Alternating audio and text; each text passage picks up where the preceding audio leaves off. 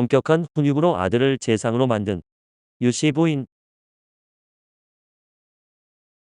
조선시대에는 여자들은 드러내놓고 공부를 할 수가 없었고, 혹시 어깨너머로 슬쩍슬쩍 공부를 했어도 공부한 것을 발휘할 수도 없었는데, 여자는 살림만 잘하면 된다고 생각하던 시대였기 때문입니다.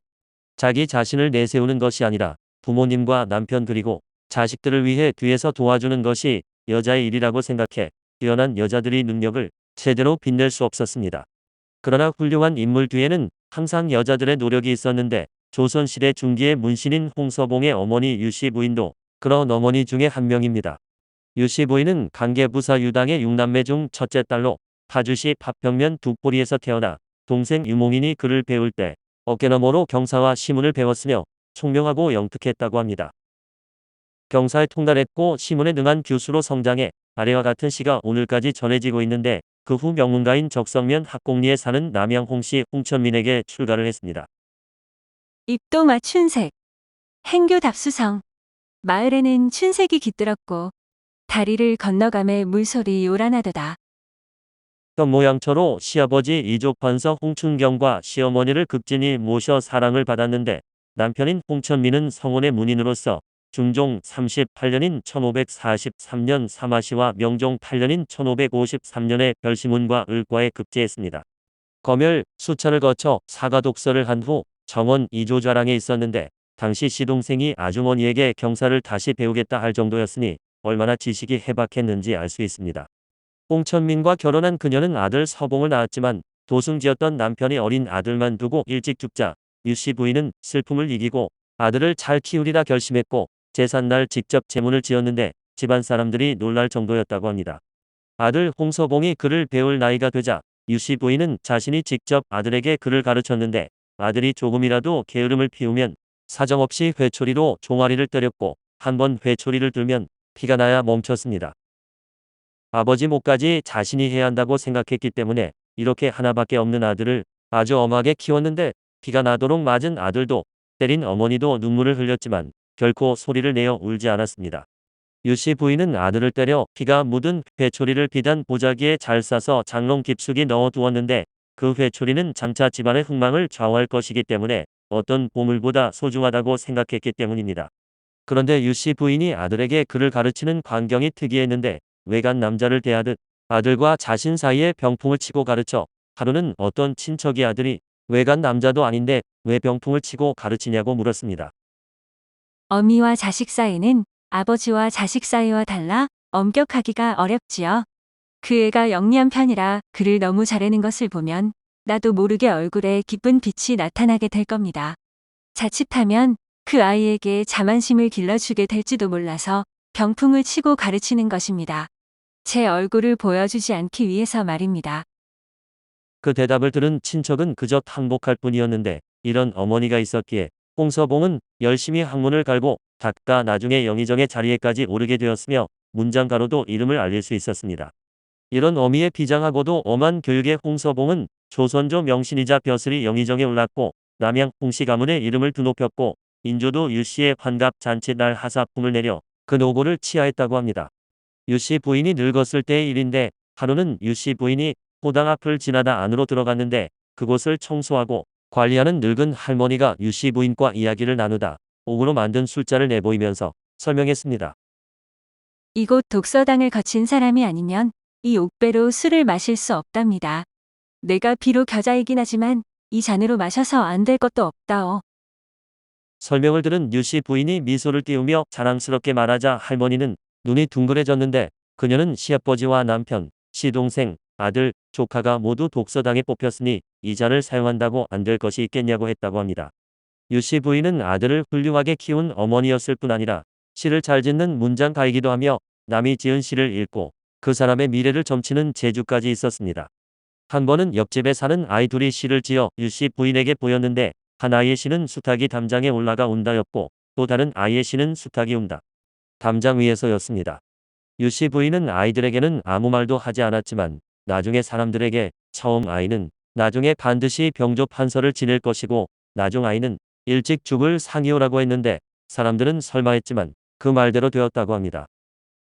또 집안 아이가 시를 지었는데, 그것을 보고 유씨 부인이 이 아이는 반드시 귀하게 되겠지만 일찍 죽을 것 같네라고 했는데 아이가 지어온 씨는 꽃이 떨어지니 천지가 온통 붉게 되네였습니다.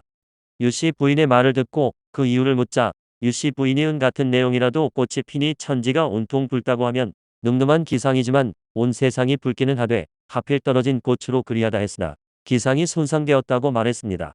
그 아이도 역시 유씨 부인의 예언대로 되었다는데 지혜로움과 선견지명을 갖추고 있었던 유씨 부인은 한 사람이 바로 서는 데 있어 어머니의 역할이 얼마나 중요한지 몸소 보여준 사람이었습니다. 유씨 부인에 관한 또 다른 이야기가 전해지는데 도승지를 지낸 문신 홍천의 아내 유씨는 유몽인의 누이로 글도 잘하고 식견은 높았으나 성미가 사납기 그지없었다고 합니다. 하루는 홍천민이 집에 들른 친구에게 아내가 사나워 고민이라고 하자 친구가 그런 여자를 어찌 데리고 사는가 당장 내치게라고 하자 홍천민이 나도 그러고 싶지만 지금 임신 중이니 어쩔 수 없네라고 했답니다. 그러나 그 친구가 그런 여자가 아들을 낳은들 그 무슨 소용이 있겠는가라고 했는데 밖에서 엿듣던 유씨가 똥 묻은 막대기로 창호지에 구멍을 뚫고 그 친구의 뺨을 갈겨버렸다고 합니다. 그것을 본 남편 홍천민은 얼마나 기막히고 난감했는지 알만한데 이런 유씨의 뱃속에 있던 그 아이가 훗날 영의정에 오른 홍서봉이었다고 합니다. 그나저나 조선시대 사대부 집안 속사정도 우리가 생각하듯 그렇게 조용하진 않았던 듯 싶은데 성호사설을 쓴 조선신학의 선부자 이익은 이렇게 말하고 있습니다. 요즘 툭하면 아내에게 욕설을 퍼붓고 싸움질만 하다가 죽는 날까지 불행하게 살아가는 사내들을 수도 없이 보게 된다. 헌데 늘 아내에게 억눌려 길을 못 펴고 사는 못난 사내들이 나중에 보면 그래도 집안을 제대로 보전하더라. 어머니의 훈육으로 성공한 재상 홍서봉. 홍서봉은 1572년에 태어나 1645년에 죽은 조선의 문신인데 자는 휘세, 호는 학곡, 시호는 문정으로 1590년 진사가 되었고 1594년 별시문과의 병과로 급제했습니다. 1600년 사서가 된 뒤 정원, 부수찬에 이어 1602년 이주좌랑과 성주목사를 역임했고 다시 경기도 암행어사로 다녀와 1606년 사회가 되었습니다. 1608년 중시문과의 각과로 급제한 뒤에는 사성, 은교, 교리를 역임하고 1608년 승지가 되었으며 광해군 직위년인 1608년 유영경의 옥사 직후 정운원종 공신 1등에 책록되었습니다. 1610년 강원도 관찰사를 거쳐 이듬해 1611년 동부승지 재직 중 김직 제옥사로 파직되었는데 장인인 호군 황혁이 이첨의 모함을 받아 반역으로 몰려 죽으니 연좌되어 벼슬을 빼앗긴 것입니다. 황혁은 광해군의 이복 형제 순하군의 장인인데 이첨을 미워했다가 외손자 진능군을 왕으로 추대하려 한다는 무고로 팔을 잇고 말았던 것인데 그는 인조반정을 주도해 정사공신 3등에 책록되고 익영군에 봉해졌습니다. 병조참회, 이조참회, 대사관, 동부승지, 부재학, 대사헌, 병조참판 등을 차례로 역임한 뒤 1626년에는 도승지가 되었고 1628년에는 유효립의 모반을 고면 영사공신 2등에 책록되고 지혜금 부사까지 되었습니다. 그 뒤 예조판서를 거쳐 1630년에는 대사헌이 되었는데 사치가 심함을 지적했고 이어서 우참찬, 이조판서, 좌빈객, 병조판서를 겸한 뒤 1636년 예조판서와 부묘도 감제조를 겸했으며 1636년 좌의정에 올랐습니다. 그해 병자호란이 일어나자 화의를 주장했는데 최명길 등과 함께 몇 차례나 청나라 군영을 찾아 화의를 이끌어내고자 헌신적으로 힘썼고 1639년 부원군에 봉해지고 영의정까지 되었습니다. 69세의 영의정에 오른 홍서봉은 가뭄으로 흉년이 들어 굶주리는 백성들이 넘치자 구제하기 위해 부유한 양민들에게 일정한 직첩을 주고 그 대가로 식량을 받아내 어려운 백성들을 구하자는 주장을 펴기도 했습니다.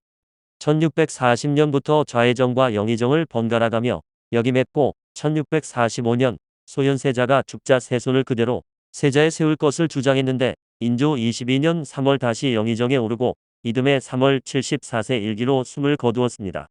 시호는 문정공으로 경기도 양주 남면 상수리에 그의 묘소가 있는데 영의정 최석정이 짓고 이조판서 윤순가 글씨를 쓴 신도비가 영조 14년인 1738년에 세워졌습니다. 홍서봉과 그의 아버지 천민, 숙부 성민, 할아버지 춘경 등 3대에 걸쳐 4사람이 후당에 뽑혀 이른바 3대 사후당으로 명예를 얻었고 홍성민의 후예가 6대에 걸쳐 대과급제자가 줄을 이었습니다. 홍서봉의 증조부 이조참판 홍계정부터 치면 9대에 걸쳐 대과급제자가 나와 그들 가게는 조선 500년사의 전모후무한 환문으로 이름이 났는데 아들 명일은 대사성 강원도 관찰사를, 사위 박황은 대사원 전주 부윤을 지냈습니다. 오늘은 엄격한 훈육으로 아들을 재상으로 만든 유씨 부인이었습니다.